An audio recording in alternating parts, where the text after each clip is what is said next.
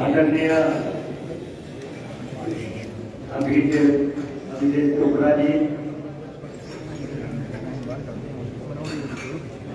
जिस परिवार की जो है बच्चे का कोई मोहताज नहीं है, पंजाब केसरी स्कूल के डायरेक्टर हैं और एक ऐसा परिवार जिसने देश की एकता और अखंडता को बनाए रखने के लिए अपना सर्वोच्च बलिदान दिए। लाला जगत नारायण जी, रमेश जी, जब पंजाब में आतंकवाद के खिलाफ लड़ाई लड़ी गई तो जिन्होंने अग्रणी पंक्ति में आके लड़ाई भी लड़ी और शहादतें भी दी, वो अखबार पंजाब केसरी और उसके बाद अविनाश चोपड़ा जी, जिन्होंने उस अलग को आगे बढ़ा के रखा और उनके परिवार से अभिजीत चोपड़ा जी हमारे बीच में हैं। कहते हैं कि बड़े मियाँ तो बड़े मियाँ, छोटे मियाँ सुभान अल्लाह। तो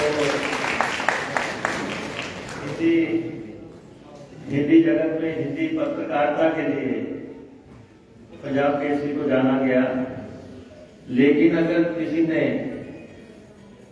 डिजिटल वर्ल्ड में ये जो जितने लोग आगे खड़े हैं सोशल मीडिया में, जिन्होंने हिंदुस्तान में तहलका मचाया, वो अभिजीत चोपड़ा जी हमारे सामने बैठे हैं। बहुत बड़ा नाम इन्होंने पैदा कर दिया। एक अखबार जगत से डिजिटल वर्ल्ड में जाके मैं इनका यहाँ पे स्वागत करता हूँ, अभिनंदन करता हूँ। और हमारे जितेंद्र कंवर जी, मनोज कंवर जी, ये भी एक ऐसा परिवार है। सामने हमारे कंवर हरि सिंह जी, जिन्होंने schedule caste schedule tribe corporation जो है उसमें न केवल काम किया और उसके बाद सारे प्रदेश को रास्ता दिखाया कि अगर किसी विभाग में काम करना है तो उसकी अच्छाइयों को समाज में कैसे लेके जाना है। और हिमोत्कर्ष का ये जो पूरा संसार है उन्होंने ये खड़ा किया। आज वो हमारे बीच में नहीं है, हम उनको याद करते हैं। यहाँ पे कॉलेज का निर्माण किया, कॉलेज खड़ा किया और उसके बाद जितेंद्र कंवर जी उस काम को आगे बढ़ा रहे हैं। मेरी इनको शुभकामनाएं हैं। कॉलेज सरकारी हो चुका है और ना भी होता तो अब हो जाता। और क्योंकि ये मेरा पंजाब केसरी समूह को भी वर्ड था और ये मेरा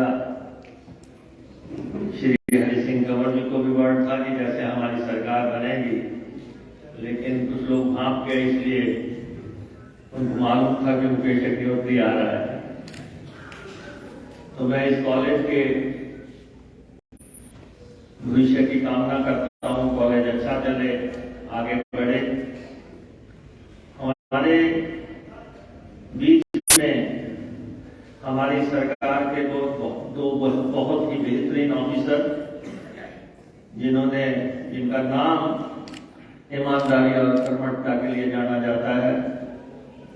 ओंकार शर्मा जी हमारे बीच में है, आज इनको सम्मानित किया गया है। बहुत ही इंटीग्रिटी के लिए जाने जाते हैं, अपनी बात करने के लिए माने जाते हैं। परेशानियां भी झेलते हैं, लेकिन हिमाचल को इन पे भी नाज है। हमें नाज है कि हिमाचल प्रदेश का अधिकारी है और आज आपने सम्मानित किया, बहुत सही शख्सियत को आपने सम्मानित किया। और हमारे दूसरे ऑफिसर विमुक्त रंजन जी, पुलिस के ऑफिसर्स में ये इनका भी रेपुटेशन, इनकी कर्मठता, इनकी सज्जनता के लिए ये जाने जाते हैं। और आपको मालूम है कि प्रधानमंत्री जी से लेकर बड़ी बड़ी शख्सियतों के साथ इन्होंने काम किया है। और हमारे पिछले शासन में जो पुलिस भर्तियों का घोटाला हुआ, वो भी दफन होकर रह जाता है अगर ये ना होते। ऐसे अधिकारियों को सम्मानित करने के लिए हिमोत्कर्ष परिषद की भी दाद देता हूँ। उन्होंने पंजाब केसरी के तो मालिक आए हैं, लेकिन यहाँ जागरण समूह के संपादक हमारे बीच में बैठे हैं। पत्रकारिता में अपनी मेहनत से जिन्होंने स्थान बनाया, हिमाचल प्रदेश में बनाया, और आज उनको सम्मानित किया जा रहा है। इनका लेखन जो है आप सब देखते होंगे, कॉलम इनका आता है, अखबार के ये संपादक हैं, हमारे दोस्त हैं। अखबार वालों से वैसे भी दोस्ती रखनी चाहिए, मेहरबानी रखें तो ज्यादा अच्छा होता है। और बाकी जितने भी लोग आज यहाँ पे सम्मानित किए गए डिफरेंट फील्ड से और आइस की फील्ड में जिन्होंने काम किया, आयुर्वेदा की फील्ड में जिन्होंने काम किया, दूसरी फील्ड में काम किया, और यहाँ पे हॉस्पिटल में लंगर लगाने का जिन्होंने लगातार बीड़ा उठा रखा है, सब शख्सियतें यहाँ पे एक से एक बढ़ के उनको सम्मानित किया गया।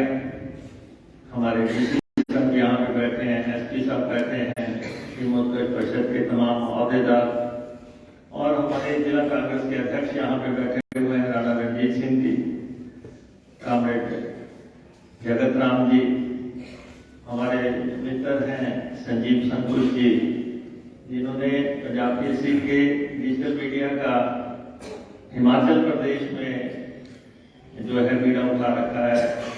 मुझे अभिजय जी बता रहे थे कि इनके अंडर भी 150 लोग इसमें काम कर रहे हैं, और इन्होंने भी दो लोग जिन्होंने कोरोना काल में बहुत अच्छा काम किया, हमारे ओंकार शर्मा जी तो है ही हैं, जिन्होंने काम किया, बाहर से जितने स्टूडेंट्स थे जो फंसे हुए थे सबको लेके आए। और पत्रकारिता में संजीव जी ने भी बहुत ताकत लगा के हिमाचल प्रदेश में काम किया। इनका भी मैं यहाँ पे ऊना की धरती पे स्वागत करता हूँ। बाकी जितने भी बंधुवर आए हैं, बच्चे आए हैं जो आज सम्मानित किए गए हैं, उनको मैं बधाई देना चाहता हूँ। और प्रिंसिपल साहिबान बैठे हैं यहाँ पे, और आज का कार्यक्रम मैं आभारी हूँ हिमोत्कर्ष परिषद का कि इन्होंने मुझे भी सम्मानित किया। ऊना की जनता का मैं आभारी हूँ कि जब मैं पत्रकारिता से राजनीति में प्रवेश हुआ था तो कुछ लोगों की धारणा थी कि पत्रकार आते हैं और जाते हैं, और राजनीति की पिच पे जो है इनको बहुत जल्दी जो है रुखसत कर दिया जाएगा। लेकिन ऊना की जनता, हरोली की जनता खासतौर पे, जिन्होंने जो अपना वोट का इस्तेमाल करके मुझे चुनती है, एक जन्म में 25 साल एमएलए बनने को मिल जाए लगातार, वो ऐसी कल्पना जो है राजनीति में प्रवेश करते हुए मैंने कभी सोचा भी नहीं था। और हर बार कुछ लोग सोचते हैं कि गालिब के ईश्वर पर खचे उतरेंगे, देखने हम भी गए मगर तमाशा ना हुआ, और ये हर बार होता है। ओपी रतन जी हमारे ऊना के पूर्व में विधायक रहे हैं, हमारे मार्गदर्शक हैं, समय समय पे हमें प्रेरित करते हैं राजनीति में आगे बढ़ने के लिए। मैं इनका भी आभारी हूँ कि ये आके इस कार्यक्रम में आए। और अभी कुछ ही समय हुआ है सरकार बने हुए, 2-2.5 महीने हुए हैं, और अभी तो शुरुआत है। कहते हैं कि अभी तो छेड़ी भी नहीं दास्तां हमने, कुछ लोगों की आंख में आंसू आ गए। अभी तो शुरुआत है, बहुत लंबा सफर है, आराम से उस सफर को देखेंगे कैसे आगे बढ़ता है। और हमने जब शुरुआत की है सफर की, हमारा सिर्फ एक ही लक्ष्य है, विकास और कल्याण। विकास, प्रदेश का विकास, जिले का विकास, कॉन्स्टिट्यूएंसी का विकास। कुछ लोग नाराज हो जाते हैं, कहते हैं कि करौली का विकास कर दिया। नागरिकता घर से आरंभ होती है, और आपने तो देखा है बड़े बड़े लोग घर बैठ के अगर कॉन्स्टिट्यूएंसी साथ ना दे तो उस करौली से भी प्यार का भाव रखो, जिन्होंने हमें लगातार विधानसभा की चौखट को पार करवाया है। और सरकार बनने के बाद हमने सबसे पहला काम हिमाचल प्रदेश के कर्मचारियों को ओल्ड पेंशन स्कीम बहाल करने का किया है। 1,36,000 कर्मचारी हैं हिमाचल प्रदेश के, जिनको इसका फायदा होने जा रहा है। 1,36,000 कर्मचारी इस जन्म में जब तक इस भूमि पे हैं उनको पेंशन मिलेगी। और हमने घोषणा कर दी, कुछ लोग कहते हैं दी क्यों नहीं, जब हम देंगे तो कहेंगे जी ऐसे क्यों नहीं दी, उल्टे हाथ से क्यों दी, सीधे से क्यों नहीं दी। तो जो आलोचक हैं वो लगे रहेंगे, लेकिन हमें फक्र है कि हमने 10 गारंटीज का ऐलान किया है। हम वचनबद्ध हैं उन गारंटीज को पूरा करने के लिए। और पहली गारंटी कर्मचारियों को थी 1,36,000 कर्मचारी जब तक इस जमीन पे हैं उनको हिमाचल प्रदेश सरकार पेंशन देगी। ये ऐतिहासिक फैसला है। और बाकी आलोचक ना हो तब दुनिया चलती नहीं है। मैं भी पत्रकार हूं, मैं भी बहुत अच्छा आलोचक हूं, और लेकिन ये हमने फैसला कर दिया। फिर हिमाचल प्रदेश में 6,000 अनाथ बच्चे हैं, और आज आप देख रहे हैं कि जितेंद्र कंवर जी जोर लगा रहे हैं, हिमोत्कर्ष परिषद जोर लगा रही है, उनके सहयोगी ताकत लगा रहे हैं मदद की। हमने 6,000 के 6,000 बच्चे गोद ले लिए सरकार ने। ये कहीं भी नहीं हुआ है कि पूरे प्रदेश में उनकी गणना करके 6,000 बच्चे जब तक 27 साल के नहीं हो जाते तब तक उनका पालन पोषण सरकार करेगी, उनको मकान भी देगी, उनको जमीन भी देगी, उनको स्टाइपेंड भी देगी, उनके लिए हॉस्टल का निर्माण भी करके देगी, और हर चीज उनको घूमने का बंदोबस्त भी करेगी। जो भी चीजें हैं सब कुछ 6,000 लोगों को, बच्चों को जिनका कोई नहीं उसकी सरकार, उस लक्ष्य को आगे बढ़ाते हुए हमने ये फैसला किया है। अब हम बाहर निकलेंगे थोड़ी देर में, कहेंगे जो महिलाओं का क्या हुआ।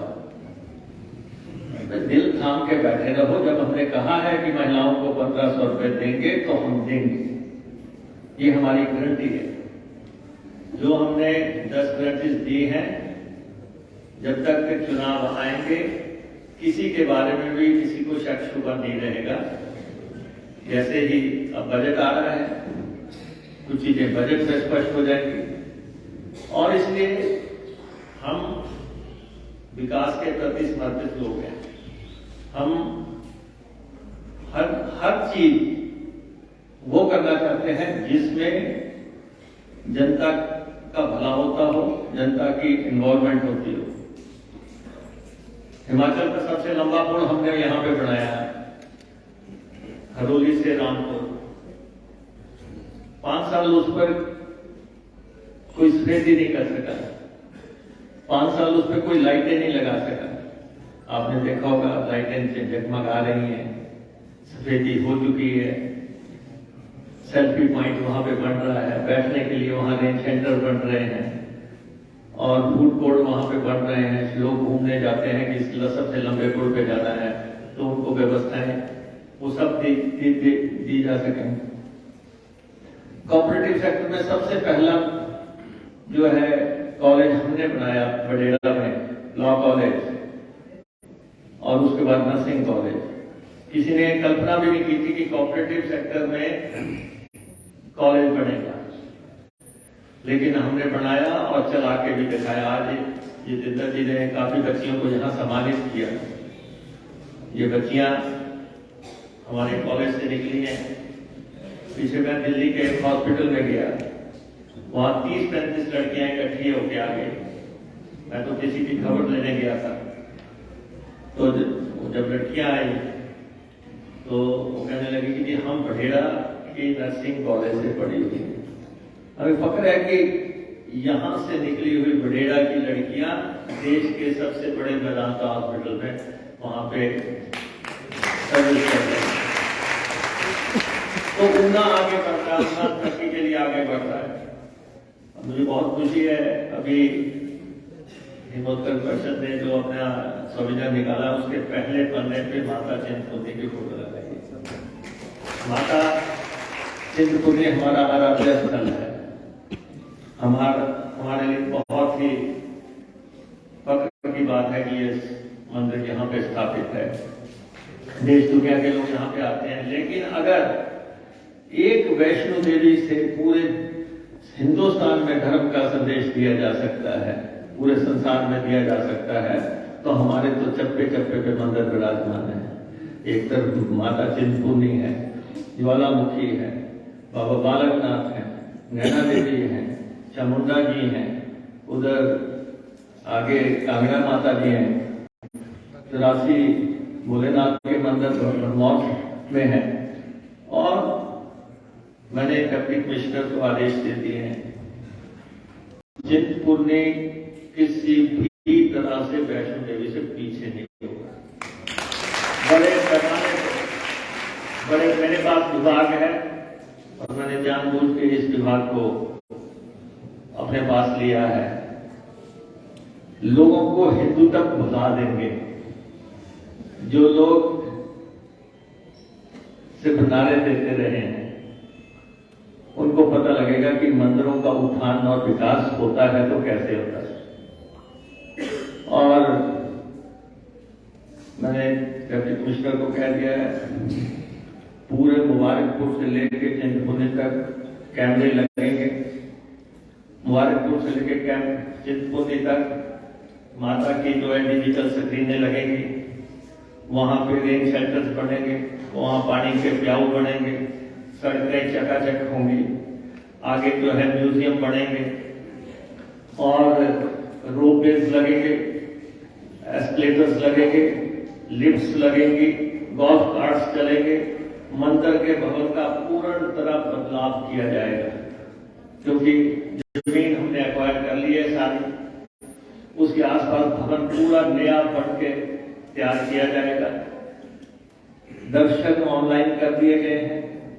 कोई भी वहां पे जगराता करना चाहेगा ऑनलाइन परमिशन दी जाएगी, हवन करना चाहेगा ऑनलाइन परमिशन दी जाएगी, आरती देखना चाहेगा ऑनलाइन परमिशन दी जाएगी। सब कुछ ऑनलाइन जो है, लोग का जो भी आना चाहता है, रहना चाहता है, ठहरना चाहता है, वहां पे उसकी सारी व्यवस्थाएं जो है की जा रही है। पानी के लिए हमने अपने एसपी को कह दिया गया है, पानी की स्कीम में, सीवरेज की स्कीम में सारा जो है आपने देखना, पूरा चिंतपूर्णी की भव्यता का जो है पूरा बदलाव कर दिया जाएगा और ये सारे हिमाचल के मंदिरों में लागू किया जाएगा। सफाई का जबरदस्त ध्यान दिया जाएगा। तो ये शुरुआत है। मैं अपने अफसरों को लेकर साउथ के मंदिरों में जा रहा हूँ, दक्षिण भारत के मंदिर इनको दिखा के लेके आऊंगा। अपने सेक्रेटरी भी जाएंगे, डिप्टी कमिश्नर जो मंदिरों के हैं इनको भी लेके जाऊंगा, उनकी भव्यता भी देखें, उनके जो एडमिनिस्ट्रेशन है उसको भी देखें और हम आगे उसको कैसे इम्प्लीमेंट कर सकते हैं वो हम शुरू कर रहे हैं। और यही बात जो है हमारे मॉन्यूमेंट्स की है, हमारी पुराने भवनों की है, बिल्डिंगों की है, भाषा की है। भाषा के तो ज्ञानी लोग आए हैं, पंजाब केसरी से भी हैं, जागरण से भी हैं, लेकिन किस ढंग से भाषा को हमने आगे बढ़ाना है उसके लिए भी हम कमेटियां बनाने जा रहे हैं, बात करने जा रहे हैं। और तो काफी लंबा चौड़ा काम, सबसे छोटा महकमा सबसे बड़ा काम उसमें होगा और उस दिशा में हम लगे हैं। और उसके बाद हमारे जो ट्रांसपोर्ट महकमा है, परिवहन डिपार्टमेंट मेरे पास है और इसमें पूरा पॉलिसी शिफ्ट कर दिया गया है। अब हिमाचल प्रदेश में कोई भी सरकारी विभाग, एचआरटीसी कोई भी आने वाले समय में अगले बजट के बाद कोई भी डीजल की गाड़ी नहीं खरीदेगा सरकारी विभाग, सब इलेक्ट्रिक पे जाएंगे। और नागरिकता घर से आरंभ होती है। हमने अपना ट्रांसपोर्ट डिपार्टमेंट, जो मेरा ट्रांसपोर्ट डिपार्टमेंट है, उसकी 19 गाड़ियां थी, 19 की 19 इलेक्ट्रिक कर दी हैं, डीजल का फ्लीट सारा हटा दिया गया। और अभी जो पूर्व सरकार ने जो है गाड़ियों का सौदा जो कर गए थे डीजल की गाड़ियों का, 350 गाड़ियों का, उनमें से सिर्फ 150 गाड़ी हम लेंगे। बाकी हमने टाटास को कह दिया है कि हम सिर्फ इलेक्ट्रिक गाड़ियां लेंगे, वो तैयार करो और वो हमें गाड़ियां दो। हम इस प्रदेश में कॉरिडोर बनाएंगे, हम इस प्रदेश में जो है गाड़ियां चार्ज करने के स्टेशन बनाएंगे। सारी जगह, पूरे प्रदेश में जगह जगह आपको इलेक्ट्रिक गाड़ियों के चार्जिंग के स्टेशन मिलेंगे। हमारे चाहे पेट्रोल पंप है, हमारे चाहे एचआरटीसी के स्टेशन हैं, कोई भी हैं, हर जगह इलेक्ट्रिक स्टेशन आपको मिलेंगे। तो उस दिशा में हम काम कर रहे हैं। टेक्नोलॉजी बदलती है, हाइड्रोजन की गाड़ियां आ जाएंगी तो उसको ले लेंगे, इलेक्ट्रिक की चल रहे हैं उसको ले लेंगे। तो उस दिशा में काम हमने शुरू किया है। प्राइवेट लोगों से मेरा आग्रह है कि इलेक्ट्रिक गाड़ियों की तरफ स्विच करें आप। और 2 महाघोटाले जो हिमाचल प्रदेश में ट्रांसपोर्ट में हुए हैं, एक ये कि देश दुनिया के लोगों ने गाड़ियां खरीदी जो हिमाचल प्रदेश में रजिस्टर नहीं हो सकती थी, वो पूरे देश में कहीं रजिस्टर नहीं हो सकती थी। लेकिन आपने देखा होगा पूरे देश में आप कहीं भी चले जाओ, आपको लंबी गाड़ी मर्सिडीज मिलेगी या कोई दूसरी गाड़ी मिलेगी, उसमें हिमाचल का नंबर मिलेगा। 5 स्टार में चले जाओ, कहीं भी चले जाओ, ये सब गाड़ियां फर्जी तरीके से रजिस्टर की गई हैं। ये देश में हो नहीं सकती थी, टेक्नोलॉजी बदल चुकी थी। हमारे लोगों से मिली वक्त करके जो है हजारों गाड़ियां यहाँ पे रजिस्टर कर दी। 1 करोड़ की गाड़ी को 20 लाख का दिखा दिया गया, कागज बदल दिए गए। हमने इंक्वायरी ऑर्डर कर दी है। इन सब की गाड़ियां या तो मैं जो है यहाँ पे जो है किसी पुलिस के गोदाम में खड़ी कराऊंगा या इनसे पैसा लेके दूंगा जिन लोगों ने। और शुरुआत में मैंने डिपार्टमेंट को कह दिया जितनी भी इतनी गाड़ियां दर्ज हुई हैं इन सबको 1-1 लाख रुपए का जुर्माना लगा दो जिन्होंने फर्जी तरीके से गाड़ियां हिमाचल प्रदेश में रजिस्टर करवाई हैं। और दूसरा, आप देखते हैं बड़ी लंबी लंबी बसें आ रही हैं, बड़ी शानदार बसें, रात के टाइम में 8-8, 10-10 बसें डीलक्स गाड़ियां निकल रही हैं यहाँ से। हमने ये हिमाचल प्रदेश को कोई टैक्स नहीं देती, हिमाचल ये पूरे देश में किसी को टैक्स नहीं देती। अभी तमिलनाडु कोर्ट का एक जजमेंट आया है, उन्होंने कहा कि इनसे पर सीट पैसा लो अगर जिस प्रदेश में जाना है। मैंने भी अपने अधिकारियों से कह दिया है ये जो भी रात को चोर दरवाजे से निकलती हैं, लगातार निकलती हैं, इनसे पर सीट जो है पैसा चार्ज किया जाएगा। अगर हिमाचल प्रदेश की बाउंड्री में प्रवेश करना है, आपको आना है बड़े बड़े धना सेठों की, बड़े बड़े पॉलिटिशियंस की, राजनेताओं की गाड़ियां हैं। तो इसलिए 300-400 गाड़ी हिमाचल प्रदेश में आ रही, कोई मनाली आ रही है, कोई डलहौजी आ रही है, कोई धर्मशाला आ रही है। इन गाड़ियों को हिमाचल प्रदेश में टैक्स देना पड़ेगा, ये सिंडिकेट नहीं चलेगा। हम अपने दिशा में लगे हुए हैं और आगे बढ़ेंगे। हर सेक्टर में आपको पता है ट्रांसपोर्ट भारी घाटे में है। 1350 करोड़ रुपए का ट्रांसपोर्ट पे HRTC अकेले घाटे में, और 1500 बसें जो अभी चल रही हैं जीरो बुक वैल्यू की है, जिनको सड़क पे चलाया नहीं जा सकता। और इलेक्ट्रिक बस, एक इलेक्ट्रिक बस 1 करोड़ से 1.25 करोड़ की है। टू बिगिन विद अभी हम 300 बसें इलेक्ट्रिक खरीदने जा रहे हैं, नई बसें डालेंगे। और लेकिन कर्मचारियों को उनके राइट दिए जाएंगे। मैंने क्या किया है, परिवहन कर्मचारियों को हर महीने 7 तारीख से पहले हर हालत में तनख्वाह देनी है, जो सेवा कर रहे हैं। और जो बसें लेके जा रहे हैं दिन रात, कोई दिल्ली लेके जा रहा है, कोई हरिद्वार लेके जा रहा है, उन सबके रहने का ठहरने का व्यवस्था सही हो, 24 घंटे गाड़ी चलानी है, तो उसके लिए हम काम कर रहे हैं। मंदिरों के लिए सर्किट बनाने जा रहे हैं।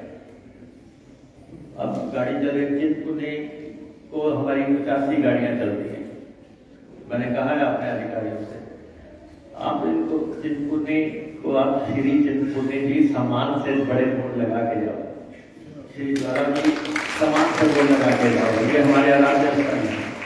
तरीके से जो है कोई एजेंसी हायर करो जो ये ढंग से बोर्ड तैयार करे इन मंदिरों के, ताकि लोगों को पता लगे कि कितनी गाड़ी आ रही है, कितनी गाड़ी जा रही है। फिर तीर्थ स्थलों के लिए सर्किट बनाने जा रहे हैं कि गाड़ियां जाएंगी जो आपको पहले चिंतपूर्णी ले जाएंगी, फिर आपको ज्वाला जी ले जाएंगी, फिर आपको नैना देवी जी ले जाएंगी, बाबा बालकनाथ जी ले जाएंगी।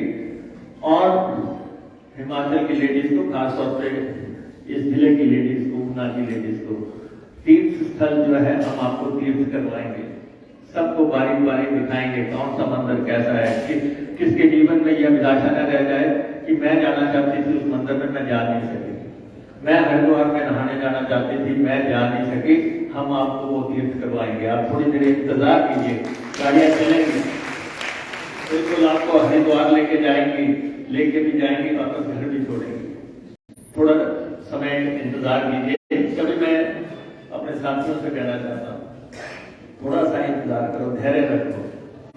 कोई गीत संगीतकार भी कभी कोई मंच पे आता है, आप देखो थोड़ी देर तो अपना ढूंढी जेब पे जाते रहते हैं, 10 मिनट लगे रहते हैं, इंतजार उसका कर लेते हैं। सरकार में इंतजार नहीं है कि जी ऐसा नहीं हुआ, वैसा नहीं हुआ। 75,000 करोड़ रुपए का कर्जा है हिमाचल प्रदेश में, 75,000 करोड़ का कर्जा छोड़ के गई है भाजपा सरकार। ये सबको पता होना चाहिए।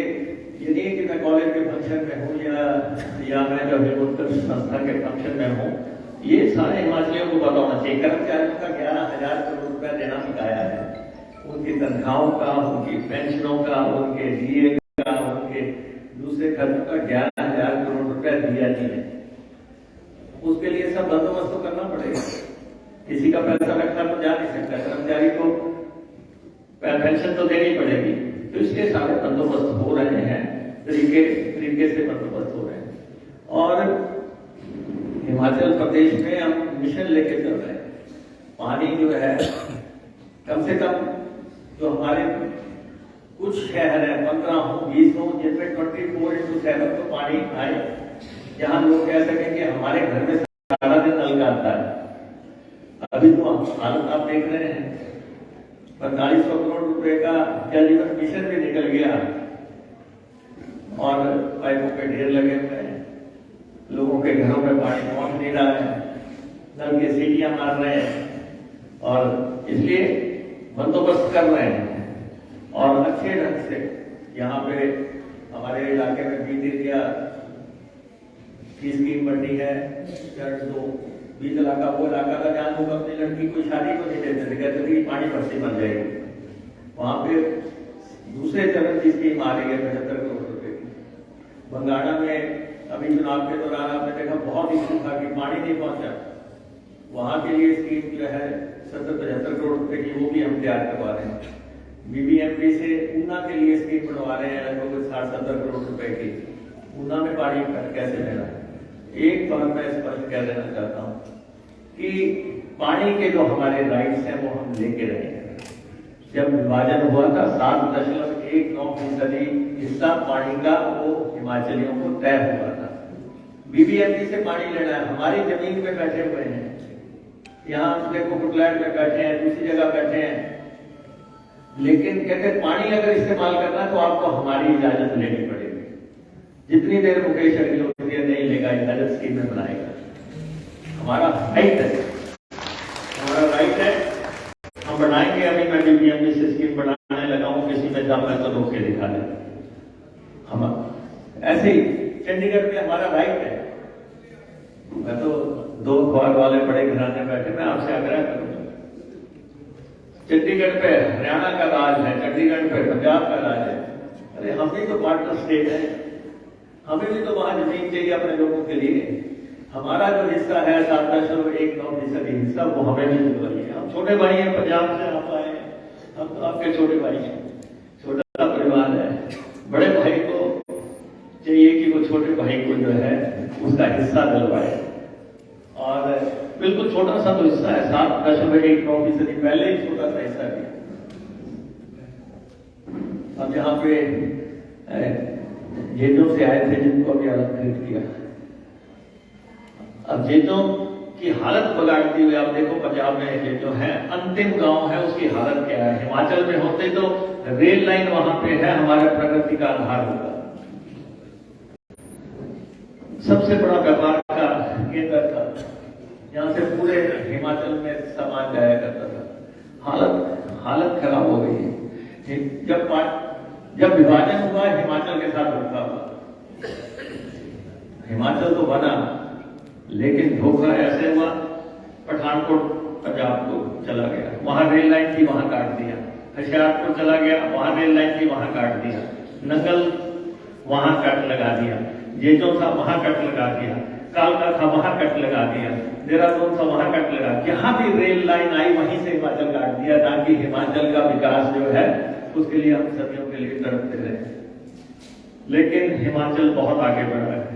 हमें फक्र है हमारे मुख्यमंत्री जिन्होंने हिमाचल बनाया, डॉक्टर वाई.एस. परमार पे फक्र है, हमें वीरभद्र सिंह जी के पर फक्र है, शांता जी पे भी फक्र है, धूमल साहब पे भी, जो हिमाचल के जिन्होंने हिमाचल को बनाया चलाया।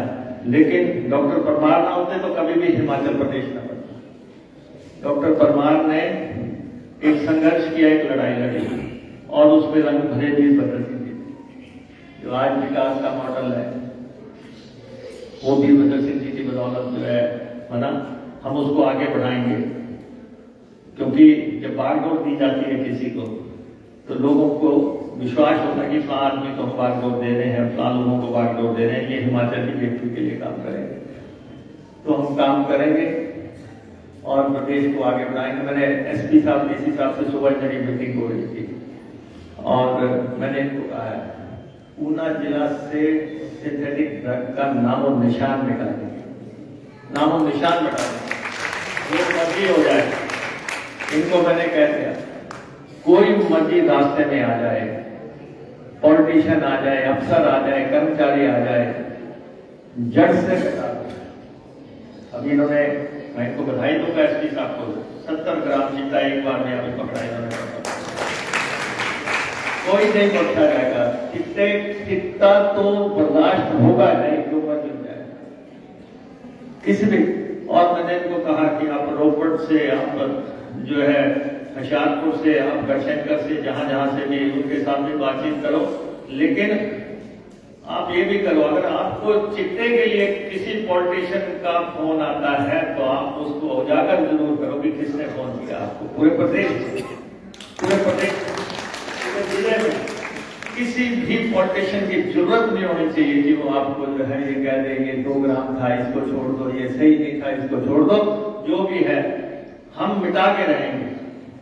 ये ड्रोन टेक्नोलॉजी आ गई, कुछ पंजाब पाकिस्तान से होके आता है, अमृतसर के रास्ते से आता है, कुछ अफगानिस्तान से आता है। और लेडीज शामिल होंगी बेचने में। एक एक जगह पे 30-30, 35-35 सेंटर बन गए हैं। देने कोई आता है, पेमेंट कलेक्ट करने कोई आता है। मेरा एसपी साहब से आग्रह है कि पूरा कैंपेन चला लो। कोई भी सबको मालूम हो कि इस जिले में जो है कोई समझौता नहीं है, तो इसलिए कोशिश करेंगे अपना ऊना को बचा के रखने के लिए, इसकी सांस्कृतिक धरोहर बचा के रखने के लिए और विकास को आगे बढ़ाने के लिए हम काम करेंगे हिमाचल प्रदेश में।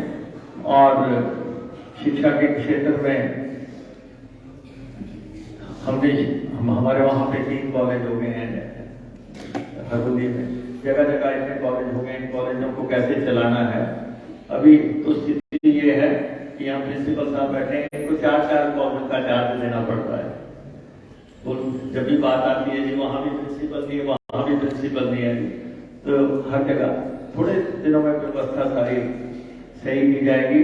हमारा ट्रांसफर में कोई इंटरेस्ट नहीं है, सब लोग अपने स्थान पे यथावत बने रहो, लेकिन काम की राजनीति करो, काम की राजनीति मत करो। हमें किसी की जरूरत नहीं है कि कोई आपके कान में फूकने आ जाए कि ये क्या है वो क्या। सबका फैसला काम से होगा, कौन ऑफिसर कैसा काम कर रहा है, उसी आधार पर उसका मूल्यांकन होगा। सर टीचर्स को भी हमारा आग्रह है अपने अपने जगह जो है स्कूलों को आगे बढ़ाएं। ऊना जिला के